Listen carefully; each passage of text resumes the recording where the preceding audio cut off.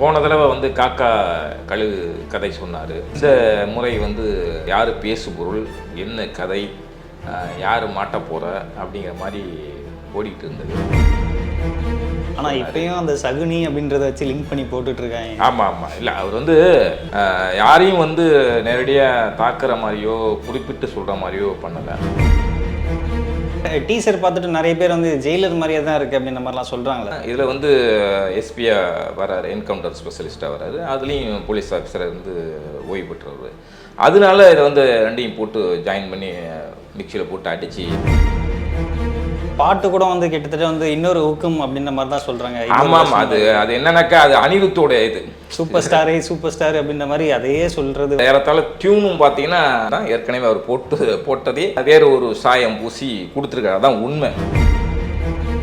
தலதலன்னு ஒரு ஹீரோயினை போட்டு என்ன அசிங்கப்படுத்திட்டு இருக்கான் அப்படின்ற மாதிரி கேட்டிருக்காங்க. ஜெயிலர்லேயும் இதே மாதிரி ஒரு சம்பவம் பண்ணார். தமிழ்நாடோட பேசவே விடல, பேரன்கள்லாம் எடுத்துட்டாரு. இது மஞ்சுவாரியே வந்து என்ன ஒரு வயசுக்கு தகுந்த மாதிரி போகிற போக்கில் லோகேஷையும் வாரினார். லோகேஷ் கனகராஜையும் வந்து அவர் கதை ரெடி ஆகிறப்பல அப்போ எனக்கு புரிஞ்சுக்கிட்டேன் அப்படின்னு ஒரு லீக்டு வீடியோ, அந்த ஷூட்டிங் ஸ்பாட்டில் நடந்த லீக்டு வீடியோ. ஆமாம், கிட்டத்தட்ட 2 மாத உழைப்பு அப்படின்னு மென்ஷன் பண்ணியிருந்தாரு. ரஜினி அது விளையாட்டுக்கு சொன்னாமல் உண்மையிலேயே ஸ்கிரிப்டில் ஒரு பார்ட் மட்டும் பண்ணிட்டு கூட பண்ணியிருக்கலாம். இது ரஜினிக்கு தெரியாதான் என்ன, மாஸ் ஹீரோ பெரிய பட்ஜெட் போகும்போது அவர் சமரசம் பண்ணிக்கிட்டு சறுக்கிட்டாரு. அந்த சறுக்கலின் சமரசம் இந்த கூலியில் இருக்கக்கூடாது அப்படிங்கிறனால.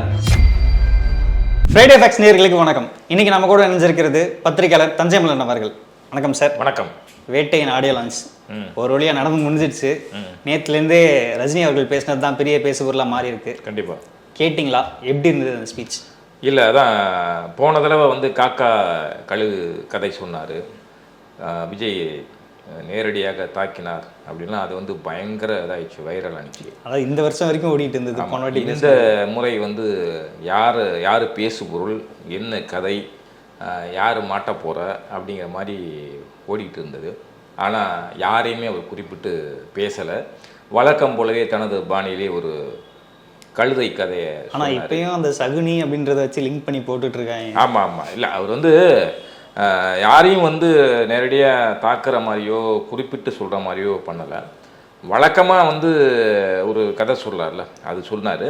அந்த ஜென் கதை போல் இது விஷயம் இது. இன்னொன்று வந்து அவரும் நிறைய அடிபட்டு வந்திருக்கார். நிறைய அரசியல் அழுத்தங்கள் தாக்கங்கள் இருந்தது. பாட்ஷா டைம்லலாம் பிரச்சனையாச்சு. ஜெயலலிதாவுக்கு எதிராக குரல் கொடுத்தாரு, பேசினார். இப்படி பல விஷயங்கள் பார்த்து அவருக்கும் தடைகள் வந்திருக்கு. இன்னமும் அந்த சூப்பர் ஸ்டார் நாற்காலியில் கணக்கச்சிதமாக உட்காந்து ஆண்டுகிட்டு இருக்காரு அப்படின்னாக்கா சாதாரண விஷயம் இல்லை. அவர் படம் எந்த படமும் இப்போ சமீபத்தில் எதுவுமே ஃபெயிலியர் ஆனதில்லை. எல்லாமே லாபம் தரக்கூடிய படமாக தான். லால் சலாம் பற்றி கேட்குறேங்க. இல்லை, லால் சலாம் வந்து அதில் வந்து கெஸ்ட் அப்பியரன்ஸ் மாதிரி தான் ஒரு இது, அதனால் அது கணக்கில் வச்சுக்கலாம். பட் ரஜினியே அது கணக்கில் எடுத்துக்கிட்டார். லால் சலாம் வந்தது அதுதான் அவர் பேசியிருக்காரு. ஒரு படம் தோல்வி அடைந்தாலும் அடுத்த படம் வந்து சக்ஸஸ் பண்ணுங்கிற ஒரு அழுத்தம் வந்துடும். அதே மாதிரி ஒரு படம் வெற்றி பெற்றாலும் அந்த படத்தை விட அதிக வெற்றியை அடுத்த படம் வந்து கொடுக்கணும் அப்படிங்கிற ஒரு ப்ரெஷர் வந்துடும் அப்படிங்கிற ஒரு பயம் தானே சார்.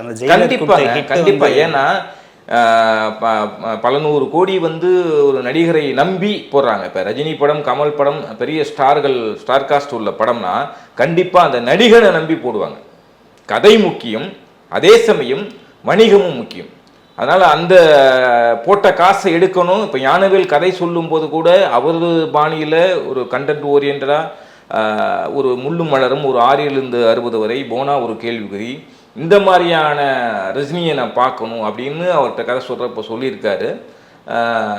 அந்த கதையெல்லாம் எங்கே வேணாம், இது வந்து துட்டு டப்பு வருமா திரும்பி. ஆமாம், அது முக்கியம். போட்டது திரும்பி வரணும், அதே மாதிரி தனது ரசிகனையும் ஃபுல்ஃபில் பண்ணணும் அப்படிங்கிற அந்த கால்குலேஷனோட இருக்கணும், கமர்ஷியல் பண்ணணும்னு இப்போ ரஜினி சொன்னதுக்கு இணங்க சேஞ்சஸ் பண்ணி முழுக்க கமர்ஷியலாகவும் இல்லாமல் முழுக்க ஒரு அழுத்தமான கதையும் இல்லாமல் ரெண்டும் மிக்சடாக இருக்கிற மாதிரி ஒரு பொழுதுபோக்கு படமாக வந்து இந்த வேட்டையனை செதுக்கியிருக்காரு ஞானவேல்.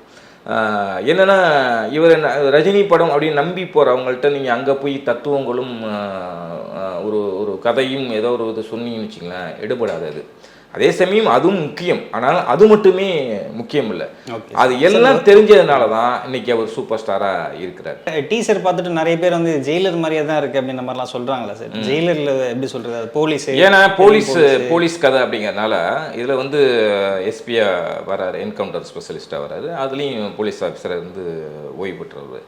அதனால இதை வந்து ரெண்டையும் போட்டு ஜாயின் பண்ணி மிக்சியில் போட்டு அடித்து இதுதான் அப்படிங்கிறாங்க. ஆனால் அது வேறு களம், இது வேறு களம். அந்த படத்துக்கும் இந்த படத்துக்கும் ரஜினியோடைய வேரியேஷனே வேறையாக இருக்குது.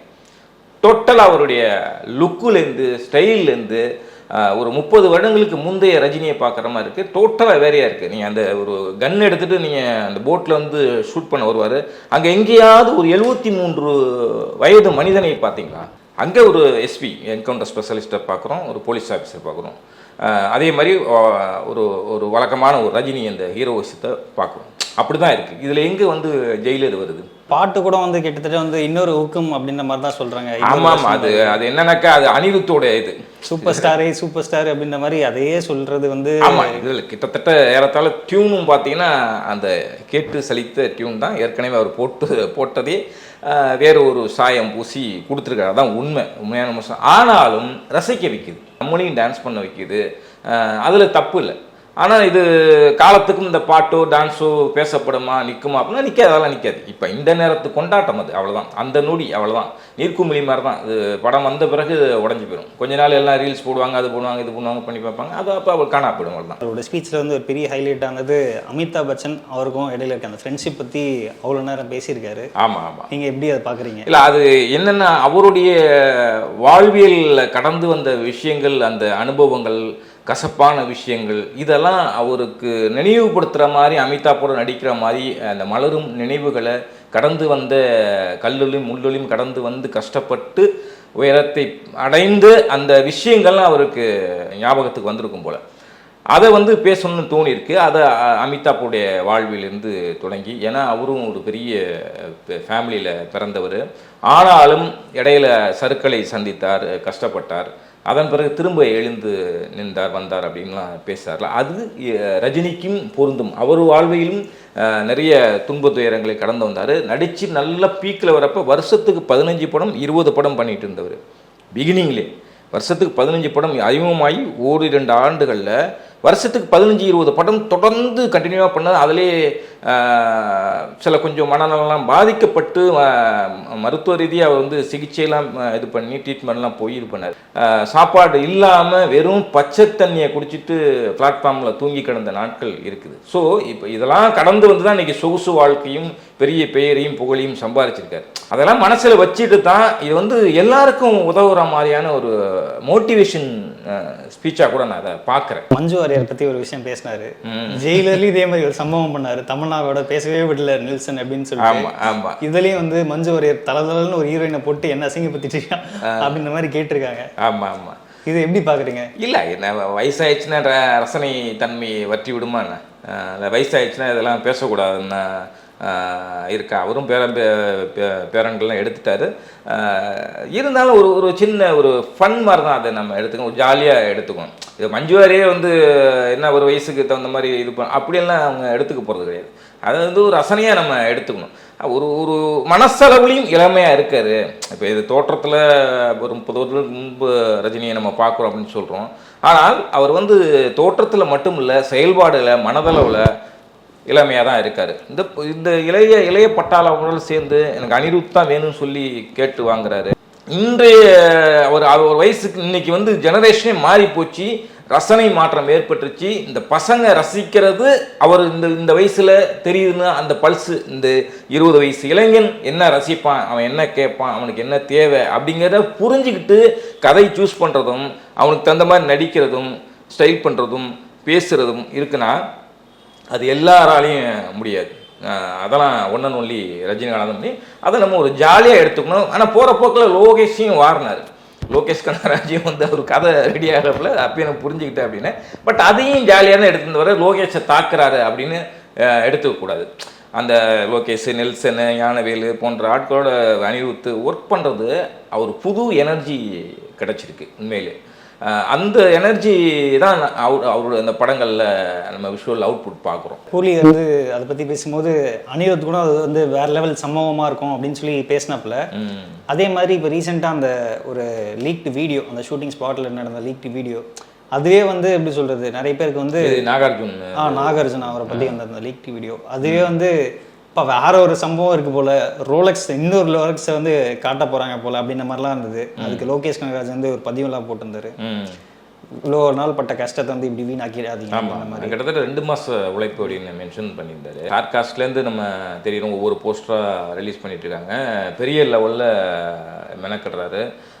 ஏற்கனவே லோகேஷ்னா ஒரு விமர்சனமும் ஆகிருக்காரு, பெரிய படம் சக்ஸஸ் கொடுத்துட்டா கூட கதை ரீதியாக அதை சொன்ன விஷயமா ஸ்க்ரீன் பிளேயில் இது பண்ண அவுட்புட் கொடுத்த விஷயமா விமர்சனங்களையும் சந்தித்தார் லோகேஷ், வயலன்ஸ் உட்பட. லோகேஷோட அந்த ஃபஸ்ட்டு படம் மாநகரமாக இருக்கட்டும், கைதியாக இருக்கட்டும், நீங்கள் பார்த்தீங்கன்னா வேறு ஒரு குவாலிட்டியில் இருக்கும் அந்த ஸ்க்ரீன் பிளே, அவ்வளோ கிரிப்னஸ்ஸாக அவ்வளோ இன்ட்ரெஸ்டிங்காக இருக்கும். ஆனால் அவர் கொஞ்சம் அது தாண்டி ஒரு மாஸ் ஹீரோ பெரிய பட்ஜெட் போகும்போது அவர் சமரசம் பண்ணிக்கிட்டு சறுக்கிட்டாரு. அந்த சறுக்களையும் சமரசம் இந்த கூலியில் இருக்கக்கூடாது அப்படிங்கிறனால ஒரு கரெக்டாக பண்ணுறாரு. ரஜினி அது விளையாட்டுக்கு சொன்னாமல் உண்மையிலேயே ஸ்கிரிப்டில் ஒரு ஒரு ஒரு ஒரு பார்ட் மட்டும் பண்ணிட்டு கூட பண்ணியிருக்கலாம். இது ரஜினிக்கு தெரியாதான் என்ன, அது தெரிஞ்சதுனால தான் சொல்கிறாரு. பட் அதை வந்து தாக்கணும் அப்படிங்கிற ஒரு இதில் ஒரு ஃபன்னாக தான் சொல்கிறாரு. சிறப்பாகவே கூலி வந்துக்கிட்டு இருக்கு, பாருங்கள், அடித்து தூக்கும். Okay sir.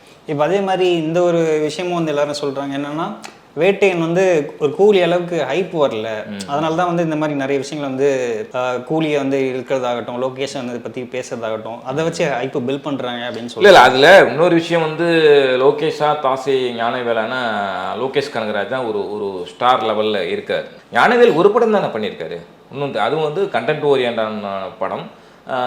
அப்படி இருக்கப்ப இன்னும் கமர்ஷியல் அவர் வந்து காட்டல. படம் மணிகிரி தான் வெற்றி பெற்றுச்சு, பட் ஒரு கமர்ஷியல் எலமெண்ட் உள்ள படம் அவர் கொடுக்கல. இனிமே தான் அந்த வேட்டையன் எப்படி பண்ணியிருக்காரு இதுன்னு இனிமேல் தான் படம் வந்த பிறகு தான் எல்லாருக்கும் தெரியும். அப்போ இந்த வேட்டையன் வந்து எல்லாத்தையும் பிடிச்சி போச்சுன்னா இப்போ ஞானவேலும் ஒரு ஸ்டார் டைரக்டராக மாறிடுவார். அதனால் இன்னொன்று, படத்தோட செய்திகளை வந்து முன்னாடியே வெளியிட வேணாம், ரிலீஸ் டைமில் பார்த்துக்கலாம் அப்படின்னு ஒத்தி போட்ட விஷயம் தான் தவிர இதில் ஒன்றும் ஹைப் இல்லைன்னா சொல்ல முடியாது. மனசிலாயோ பாட்டு பட்டே கிளப்பிச்சிங்க பார்த்தீங்கன்னா நிறைய ரீல்ஸு. இப்போ என் மகள் படிக்கிற காலேஜில் கூட இந்த பாடலுக்கு தான் டான்ஸ் பண்ணியிருக்காங்க ஃபங்க்ஷனில். அதனால ஒன்றும் இல்லைன்னு. அதேமாதிரி இந்த ஃபங்க்ஷன் 2வது சிங்கிளும் பயங்கர இதாக இருந்துச்சு. இப்போ நேற்று ஃபங்க்ஷனில் பார்த்தீங்கன்னா அவ்வளோ ஒரு கொண்டாட்டம். அனிருத்தெல்லாம் ஜுரம், அவருக்கு வந்து காய்ச்சல், அந்த நிலைமையிலும் வந்து டான்ஸ் ஆகிட்டு அவர் கூட ரஜினியும் சேர்ந்து ஸ்டெப்பு போகிறாருன்னா சாதாரண விஷயம் இல்லை. பயங்கரமாக இதாக இருக்குது அந்த ஃபங்க்ஷன். பயங்கர அவர் பேசின பேச்சிலேருந்து அந்த ஃபங்க்ஷன் நடந்த விதம் எல்லாமே, அந்த டான்ஸ் பண்ணது எல்லாமே வந்து பயங்கர வைரலாக இருக்குது. என்னென்ன ஒரு நெகட்டிவ் என்னன்னாக்கா, நிறைய டிக்கெட்டுகள் வந்து போலி டிக்கெட்டுகள் அச்சடிக்கப்பட்டிருக்கு போல். ஏன்னா டிக்கெட் உள்ளவங்களே உள்ளே போக முடியல, வெளியூர்லேருந்து வந்துட்டு அவ்வளோ செலவு பண்ணி டிரான்ஸ்போர்ட் எல்லாம் ஃப்ளைட்லாம் வச்சு கூட வந்து இங்கே வந்து உள்ளே போகலாம். எவ்வளோ ஒரு வேதனையான விஷயம், கடுப்பாகுமா இல்லையா? அதை வந்து லைக்காரரும் சரியாக வந்து கையாளலை, மிஸ் பண்ணிட்டாங்க. ரெண்டா போலி டிக்கெட்டு அச்சடிக்கப்பட்டிருக்குன்னு சொன்னாங்க. எதுவாக இருந்தாலும் நீங்கள் அது போலியா உண்மையானு தெரியாத அளவுக்கு நீங்கள் என்ன அப்படின்னு, ஏன்னா வந்தவங்க எல்லாமே வந்து ரஜினியை பார்க்க தான் வந்தாங்க, ரஜினியோட ஃபேன்ஸ் தான் வந்தாங்க, அதுக்கு தானே வராங்க. இப்போ ரஜினிங்கிற பிம்பம், ரஜினிங்கிற ஒரு நபர் அங்கே இல்லைனாக்கா எதுக்கு வராங்க ஃபங்க்ஷனுக்கு? அனிருத்துக்காந்து இதுன்னு கூட்டம் வந்துருமா? ரஜினி ஒன்னொன்லி ரஜினி, அதுக்காக தான் வராங்க. அவர் ஒரு ஒரு தூரத்தில் இருந்தாவது, லாஸ்ட் கேலரியின் கடைசி கடைக்கோடியில் இருந்தாவது அவரை லைவாக பாத்திர மாட்டான்னு ஏக்கம் தானே இங்கே கொண்டாந்து சேர்க்குது. உழைக்கிற காசை வந்து 1500 5000 வரலையும் டிக்கெட்டு விற்கப்பட்டிருக்கு. அப்படி இருக்கிறப்ப வந்து அதை கரெக்டாக நீங்கள் நடத்தணுமா இல்லையா? ரகுமான் நிகழ்ச்சி மாதிரி நடந்து போச்சு. அவ்வளோ காசு எடுத்து வீணாக பார்க்க முடியாமல் வெளியில் நின்று கிட்டத்தட்ட 11-12 மணி வரையும் நைட்டு நின்றுருக்காங்க. நின்றுட்டு வேதனையோடு திரும்பியிருக்காங்க. Okay sir. ஸோ இது கண்டென்ட் வந்து உள்ளே நிறைய இருந்தாலும் அதை வந்து இப்போதைக்கு ரிவீல் பண்ணாமல் அந்த ரிலீஸ்க்கு நெருக்கத்தில் ரிவீல் பண்ணலாம் அப்படின்றது தான் வந்து வேட்டையன் பிளானாக வச்சுருந்தாங்க. ஆமாம். அதில் இன்னும் டைம் இன்னும் 10ஆம் தேதி தான் ரிலீஸு. இடையில இன்னும் சில விஷயங்கள்லாம் இது பண்ணுவாங்க. இப்போ ரஜினியோட வேற ஒரு லுக்கெல்லாம் ரிலீஸ் பண்ணுவாங்க. அதெல்லாம் வேட்டையன் வந்து பெருசாக இதாகலை வெளியில் அப்படின்னா சும்மா நல்லாவே ஹைப்பில் இருக்குது.